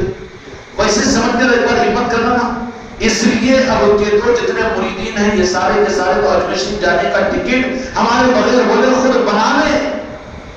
کہ وہ ٹھیک ہے اچھا۔ اب وہاں پر لاہور کے اندر میں سلطان مرید غریب نواز رہے، پھر وہاں سے دادا علی حجویری رحمۃ اللہ نے فرمایا کہ جس مقصد کے لیے مدینے والوں نے آپ کو بھیجا ہے تشریف لے جائیے، چنانچہ آپ وہاں سے نکل کر پھر اجمیر شریف کی طرف کا سفر فرمایا۔ نوازے گئے، اولیاء کے آستانوں پر نوازے جاتے ہیں، عطا کیے جاتے ہیں، دل کھول کر دل میں اپنی توجہات اپنی نسبتوں اور نعمتوں کو داخل کرتے ہیں، ڈالتے ہیں۔ اس لیے اولیاء کے آستانوں پر اب جانا بھی اولیاء کے پاس ہے تو منت و مرادوں کے واسطے شک میں پڑ کے جاتا ہے، کبھی ہلتے ہوئے نظر نہیں آئیں گے مزار، کبھی یہ قلعہ کھڑتا ہوا نظر نہیں آئے، کبھی پھول ادھر پڑتے ہوئے نظر، کچھ بھی کرامت، ارے بیٹا بندہ بے وقوف ہے تجھے کیا نظر آئے گی؟ جن کو اپنا بلا کر بناتے ہیں وہ تو نکل کر مسافہ بھی کرتے ہیں اور اپنے ہاتھوں سے دست مبارک سے وہ اپنے خلاف کو بھی قبول کرتے ہیں، بھول کو بھی قبول کرتے ہیں۔ وہ اب انہیں سنانا جو لوگوں کے پورے جمعہ وہیں پڑھتا، وہیں بیان سنتا، وہیں جانے کو دل اٹک اٹک کے وہیں جاتے رہتا، تو پھر وہ کانوں کے اندر میں سیسا بھر دیتے نا، تو بالکل کانا بند کر دے کہ اب خانقاہ کو بھی آیا مجبوری کو تو ذرا آنکھیں نکال کے، مگر دل ادھر ادھر، دماغ وسوسے کوئی ڈر میں رہتا ہمیں۔ ادھر کا اثر یہ رہتا ہے کہ بازاروں کیا ہے، وہ نعوذ باللہ مٹی کے اینٹوں کے بنا دیے اور پھر چاوڑا اڑا دیے، وہ کر دیے، وہی دماغ میں رہتا، وہی بدعقیدگی رہتی۔ اس کے ساتھ میں اولیاء کے پاس میں کتنا بھی گیا، یقینی شریف تو اپنا فیض کیوں ادا کریں گے؟ ادا کرتے جو ان کا بن کے گئے تو وہاں پر تو خدا کی قسم راجن شاہ ولی ہو یا کوئی اور اولیاء ہو، ان کے پاس میں جن کو وہ اپنا بنا کر بلاتے ہیں کہ تمہوں کو خود ملتے ہیں اور خود فیض عطا کرتے ہیں اور خود نوازتے ہیں اور خود بہت کچھ عطا کرتے ہیں۔ سمجھ میں آئی بات؟ لیکن یہ بیچارہ مدرسات اندھا ہو گیا، یقینی شریف اس کو عقیدہ ہی نہیں ہے، تو دکھتا نہیں تو آنکھیں نہیں تو دیرکا سے انتر پاگل جا گڑے میں گر کے مر جانے، تناب میں پتھر بن کے گر جا، دکھتا نہیں۔ پھر محنت کر، کیوں نہیں دکھ رہا ہے؟ پوچھ پیر سے راستہ، محنت کا راستہ بتائے گا تو محنت کر، کیوں نہیں دکھے گا؟ اور یہ دکھتا نہیں شریف، پھر جن کو وہ چاہیں گے برابر دکھے گا۔ ان کے پاس میں تو نہیں ہے نا کہ وہ ان کے پاس میں زیادہ چادر پیش کرنے والے کو وہ اپنا بنا دے، انہوں تیرے پیسوں کے محتاج ہیں۔ ان کی نظریں آتی ہے معصوم تک والوں پر، دکھتے بھی ہیں، نوازتے بھی ہیں، دیتے بھی ہیں، ان کو اپنا بلاتے بھی ہیں، اور بلکہ وہ اپنے قریب بلاتے بھی، اپنے سینے سے بھی لگاتے ہیں۔ یہ اولیاء کرام کا نظام ہے۔ لیکن سنا اس نے وہی کہ مٹی کے طوطے اور کچھ بھی نہیں، گئے تو اس کو کچھ بھی نظر نہیں آتا، خالی گاتا گواتا اور فاتحہ پڑھ لیتا، سلام پڑھ لیتا، وہ کرتا، پھر پلٹ کے دیکھتا کہ کچھ تو بھی کچھ بھی نہیں دکھ رہا۔ کہاں سے دکھتا تیرے کو پتہ ہی نہیں، تو مدرسہ اندھا ہے، آنکھوں کا آپریشن کر کے جا تو کچھ نظر آئے گا۔ اور یہ اکرام کے پاس میں سارے تصرفات ہوتے ہیں، سب کچھ ادا کرتے ہیں۔ ہمیں ایک کو بھیج دیے تھے وہاں رقم شریف کو، حیدرآباد کا تھا بیچارہ بے عقیدہ، تو دوسرے دن صبح ہی فون کر دیا، ارے رات میں دیکھ لیا وہ چل کہ غریب نواز کے آستانے پر آستانہ موجود نہیں ہے اور زمین سے آسمان تک نور ہی نور ہے، ایک شخصیت وہاں پر بیٹھی ہوئی ہے، میں دور سے دیکھ رہا ہوں، چھپ کے دیکھ رہا ہوں۔ اور ہمارے یہ جو ویب سائٹ وغیرہ ہے، تم لوگوں بھی ایک بار سن کے مجھے دوبارہ کبھی سننے کی نوبت، کئی کو سنتے ہیں ہاں، اور شاید صرف اپنی کیا ضرورت ہے، اب تک کیا ضرورت ہے، گھر کی مرغی دال برابر، لیکن وہ لوگ برابر سنتے رہتے ہو، ایک ایک نقطے سے فائدہ حاصل کرتے رہتے ہو۔ ہاں تم کو سننے کا، روزانہ کی نیوز دیکھنے کو سنتے، ہمارے شاہد صاحب بھی پوری نیوزاں دیکھتے رہتے، سنتے رہتے، مگر مجلس سے سننا یہ ذوق ہی نہیں ہے نا۔ ہاں کئی کو سنو، اپن تو ہے اس کا ماشاءاللہ، وہ لوگ سنتے رہتے ایسے ہی وہاں پر۔